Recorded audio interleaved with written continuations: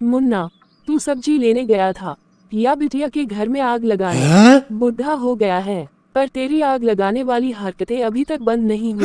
नैना की माँ, मैं सब्जी लेने ही गया था। यहाँ मार्केट में अदरक 200 रुपये किलो थी तो सोचा थोड़ा आगे चला जाऊँ। वॉकिंग की वॉकिंग हो जाएगी और सारी सब्जियाँ सस्ती मिल जाएंगी। जैसे लीला मार्केट पहुँचा, अचानक याद आया कि यहाँ तो अपनी बेटी रहती है। तो तू मुंह उठाया और चला गया कुत्ते। बाप हूँ नैना का, दिल नहीं माना। हम मर्दों का दिल तुम औरतों की तरह कठोर नहीं है। तुम किसको कहा कुत्ते? औकात भूल गया अपनी। पति है तो पति की ही तरह रह। माफ करना नैना की माँ। हाँ ठीक है, पहले ये बता तू वहाँ गया क्यों? और नैना के पति ने ऐसा क्या किया जो तू नैना के ऑफिस गया था? नैना की माँ, मैं कैसे बताऊँ आपको, आप सुनोगी तो नाराज होगी। और कुछ नहीं। हुआ क्या था बताएगा? वो दामाद जी को मैंने छोटे छोटे कपड़ों में सड़क पर देखा। छोटे कपड़े मतलब समझ रही हैं आप? अधनंगा, छी छी। बुढ़े, सच ही बोलना वरना चप्पल से मारूंगी। मैं सच ही कह रहा हूँ। जवानी भर आपकी मार खाते आया, अब बुढ़ापे में मेरी हड्डियों में इतनी ताकत नहीं कि झूठ बोलकर अपनी हड्डियाँ तोड़वाऊँ। गुड बॉय, आप बताओ मेरी जान, वहाँ क्या हुआ था? मैं बिटिया के घर गया था तो पूरे 2 घंटे बाद दामाद जी घर लौटे और वो भी छोटे छोटे कपड़ों में। डरे सहमे थे, चेहरे से लग रहा था कि मुझसे कुछ छुपा रहे हैं। तुमको जब वह सड़क पर मिला था तो क्या तब वो तुम्हें देख नहीं पाया था या उसने देखकर पहचाना नहीं?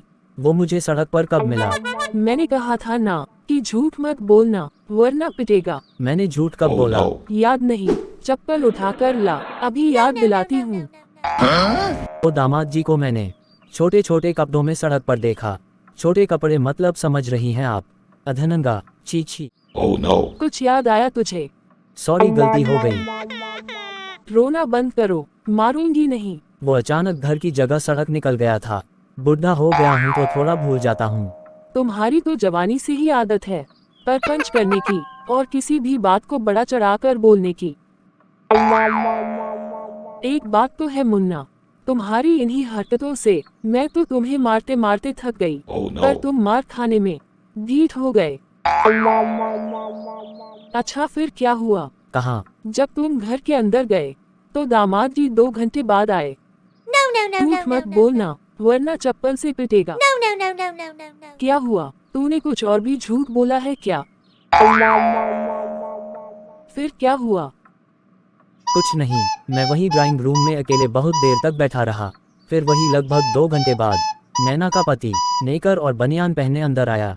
नैना का पति नेकर में घूमता है? पता है जी, वो मुझे देखकर घबरा गया। जब मैंने पूछा इस हालत में कहाँ गया था तो वो बोला कि मैं तो पूरे कपड़े पहनकर गया था पर किसी मोना ने जादू करके उसके कपड़े गायब कर दिए। झूठ बोल रहा था कमीना। उसकी ऐसी हरकतों के बाद भी तुम वहाँ खाना पानी मांग रहे थे?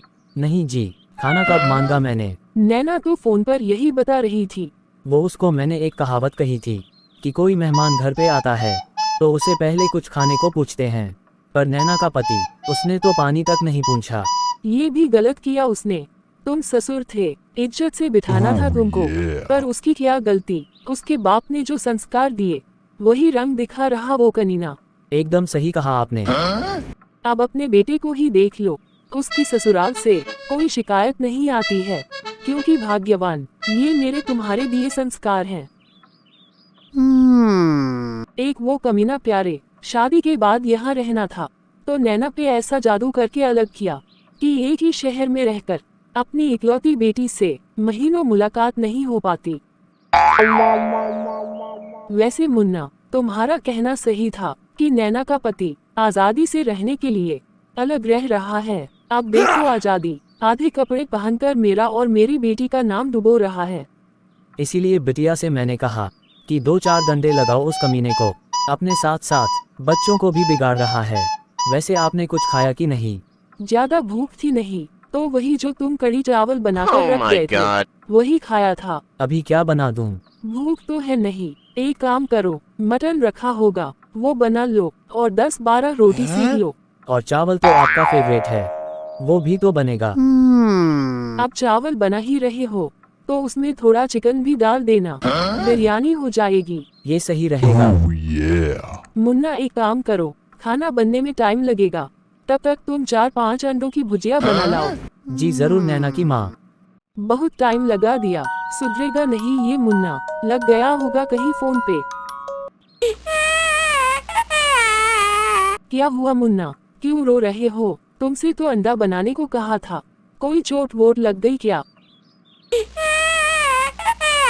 बताओगे भी कि चप्पल Oh no. उठाऊं? वो अपने बेटे मुन्नू का ससुराल से फोन आया था, वो बहुत रो रहा था। मुन्नू रो रहा था, क्या हुआ उसे? कहीं उसकी पत्नी या उसकी ससुराल वालों ने उसे मारा पीटा तो नहीं? उसने बताया तो नहीं, पर उसकी बातों से यही लगा। क्या लगा? पूरी बात तो बोल। वो बता रहा था कि उसकी ससुराल में वो खुश नहीं है, वो अलग रहना चाहता है, पर सास ससुर उसके तैयार नहीं। कल सुबह उसकी आंख लग गई, तो वो थोड़ा देर से उठा होगा, तो उसके ससुर से उसकी मामूली बहस हो गई, तो उसकी पत्नी ने उसे थप्पड़ मार दिया। कह रहा था कि हर वक्त कुर्ता पायजामा लपेटे रहो, गमछा भी सर से नहीं हटा सकता बेचारा, गर्मी से उसके दाने पड़ गए। हम लोगों से गलती हो गई, गलत जगह शादी हो गई अपने मुन्नू की। वो बता रहा था कि उसकी बीवी अपने माँ बाप के इशारों पे चलती हैं। Oh no. बेचारा मुन्नू, इतना भर भर के दहेज दिया था कि वो अपनी ससुराल में जिंदगी भर खुश रहेगा। गंवारों से पाला पड़ गया उसका। आप जाओ, तुरंत हमारे बेटे को यहाँ ले आओ।